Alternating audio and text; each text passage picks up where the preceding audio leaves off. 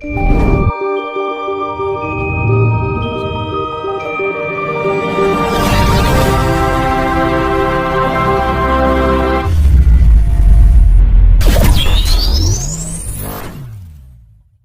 itu kan pasti mencari bibit yang baik. Bibit yang baik itu akan mengeluarkan cahaya yang bagus. Nah kalau cahayanya nggak bagus ya malah mungkin dipilih leluhur yang gitu kan.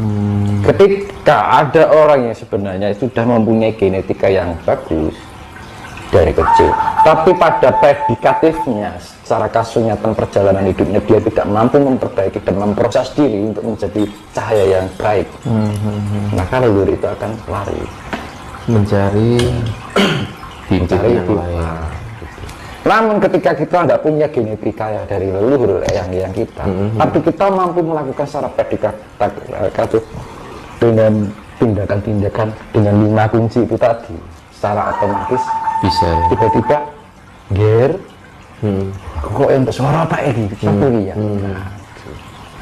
Dan ketika kita mengharap, jangan kita berharap-harap ini benci CDR, malah leluhur itu nggak pengen orang yang ingin karena karsa itu timbul dari karsa itu Nggak respect malah. nah, itu makanya dalam ilmu Jawa itu utamakan kewajiban daripada menuntut hak. Lalu kewajiban yang dilakoni jaluk hak kan gitu. Gitu kan gitu. Kedatangan leluhur tidak bisa diminta, karena ketika kita meminta harapan itu tumbuh dari karsa, dan karsa itu akan menghasilkan rasa pamrih. Gitu. Ujung-ujungnya apa jenenge yang namanya punya keinginan pamrih nah. Tapi bisa ya Mas Jinus, misalnya kita meminta tuh Mas, ya nyadong lah, nyadong apa sih Mas? misalnya yang mendapat titisan lah, Nggak bisa, Nggak karena bisa. itu pilihan bagus. Nah bagaimana kita agar menjadi orang yang terpilih, pilih imam? ya ya. Ya, kita lakukan kewajiban dulu, jangan memikirkan hak. Ketika kita masih memikirkan hak, tidak ada ketulusan di dalam diri, karena ada tendensi ya kan? Ono buntutnya gitu. Orang kalau mempunyai keinginan karena ada pasti ada buntutnya. Nek orang tidak keturutan keinginannya, yang timbul apa? Orang kalau menginginkan sesuatu, kalau kita tidak tercapai sesuatu kan mesti buntutnya nyempak ya. Buntutnya nyampuk kiwa tengen ya. Ngawur. Nah gitu loh, tahu maksudnya? Nah, Siap. gitu.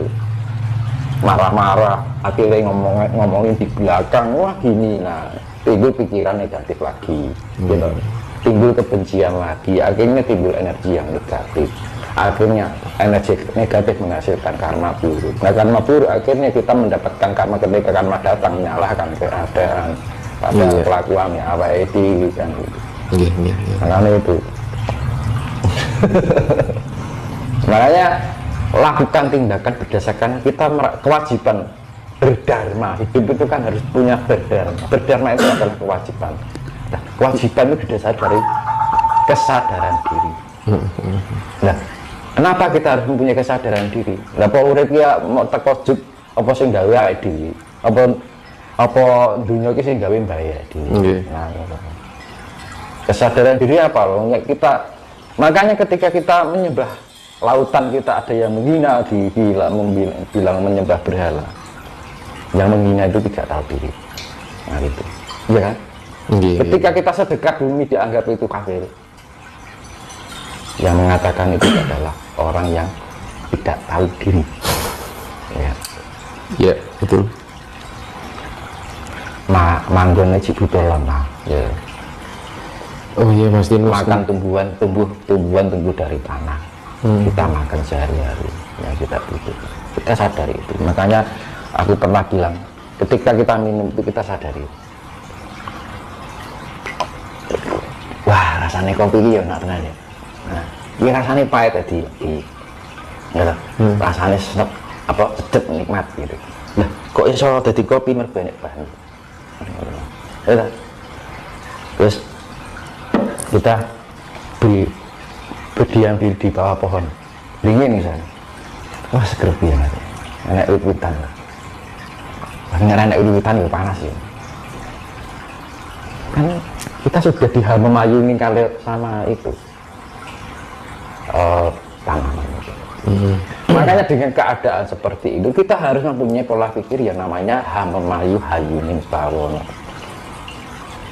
Nah, sedekah alam itu adalah hamemayu hayuning bawono. Nah, itu tumbuh dari mana hamemayu hayuning diri? Ketika kita bisa memayu hayuning diri, otomatis kita akan memberikan hamemayu hayuning bawono, juga hamemayu hayuning sasama atau sasono. Nah, kita menghidup. Oh ternyata ketika kita duduk di bawah pohon itu sejuk ya. Berarti penting kan? Zaman saya ini malah ikutan didoli, dadek duit dilempet kan, lebok ini ATM kan, akhirnya bang bisa seneng gitu. Tukok kae, tukok kuwi, pergi, wah aku iso di mobil, akhirnya juga ibuan diri. Oh aku iso loh ini. Nah, ya. Orang kalau orang merasa mampu dari jalannya itu sudah lain. Iya. Gimana? Orang masuk morat gitu misalnya, nggak punya. Nah, ketika kaya, wah aku omongannya sudah bisa merasa mampu. Nah itu jebakan-jebakan yang seperti itu yang kita waspadai.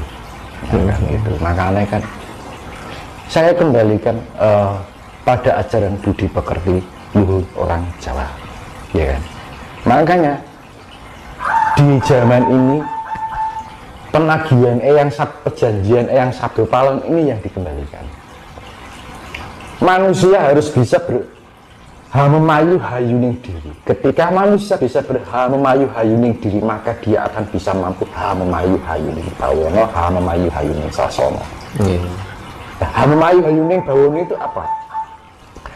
Diartikan hamemayu itu artinya diambil kata dasar adalah ayu. Ayu itu adalah keindahan. Hal itu artinya suatu kata kerja. Ya. Mengindahkan bawono. Kita mengindahkan alam semesta ini. Hamemayu hayuning sasono, kita mengindahkan sesama kita. Dengan cara apa? Tepo sariro, rananing sariro, kayak gini gitu mas. Iya. Kurang bersariro. Hamemayu hayuning diri, kita mempercantik diri kita. Tapi ya sekarang ya dicantikin ragawinya. Ketika kita mampu mempercantik jiwa kita, otomatis raga kita juga akan terawat. Tapi ketika orang mempercantik ragawinya, belum tentu jiwanya bagus karena wadah. Barang nek wadah ya apik durung karuan isine apik. Nggih. Itu zaman sekarang kan ya makanya dibilang orang hanya memandang sebelah mata, itu kan zaman sekarang kan gitu. Di sawam coba nitok kan gitu kan. Makanya menilai keburukan dan ketidakburukan orang lain itu kan zaman sekarang hanya sebatas kulit gitu. Makanya ilmunya ilmu kulit juga. Makanya itu dikembalikan agar manusia semua di Nusantara ini biar memahami ilmu daging. Kan wah ini daging semua kan. Rasanya enak kan. Gampangannya seperti itu. Nah makanya ini saya kembalikan dengan perjanjian yang sabdo palon dengan angka kunci 729 kalau disatukan menjadi angka 9, itu adalah awal menuju suatu kejayaan. Karena kejayaan itu sifatnya ada dua, fisik dan non fisik. Ya kan?